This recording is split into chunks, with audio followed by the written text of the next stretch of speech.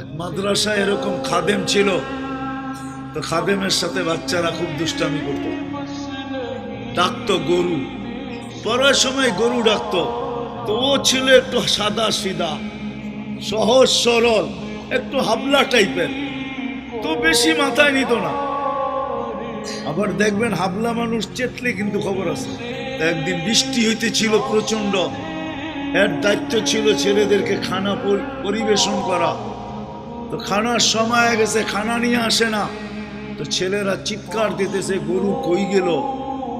একটু পরে দেখতেছে খানা নিয়ে আসতেছে, তো সবাই চিৎকার দিয়ে বলতেছে ওই গরু এত দেরি করলি কেন। বাস সরল সহজ তো লেগে গেছে মাথায়। মোতামিম সাহেবের কাছে যা বলতেছে চাকরি করব না। কেন? বাড়ি মাদ্রাসায় যেটি পালেন এটি সব দেয়া দাও। সবসময় গরু বলে শোয়া গেছি, আজকেও গরু বলতেছি। মোতামিম সাহেব বুঝছে যে সরল সহজ মানুষ চেতলে তো এরমই চেতে গেছে গা সিধা বাড়িতে। রাত্র ৩টার সময় আসতেছে, আয়সা মোহতামিম সাহেবের দরজায় খটখটাইতেছে, জিজ্ঞাসা করছে কে? হুজুর আসছি। কি জন্য? চাকরি করবো। তুমি দিনের বেলা চলে গেলে চাকরি করবে না? এতদিন চাকরি করতেছিলাম শুই না, এখন চাকরি করবো দেখা। বলছে এটা আবার কি দেখা চাকরি করবে মানে?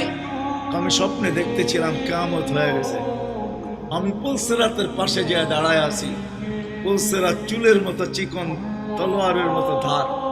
ভয় পাইতেছিলাম এটার উপরে পা রাখবো তো রাখবো কি করে।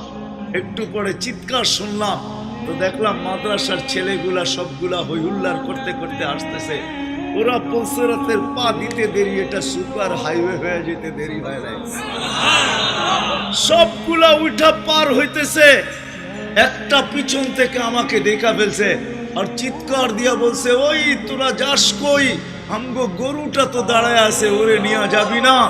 বলে সবগুলা পিছে ফিরে আসছে আর আমাকে উঠায়া কেউ হাতে কেউ পায়ে ধরা সব কাঁধে করে নিয়ে পার করা দিছে। ঘুমের থেকে জায়গা গেছি, এই জন্য চোখে দেখা আমি এখন চাকরি করব।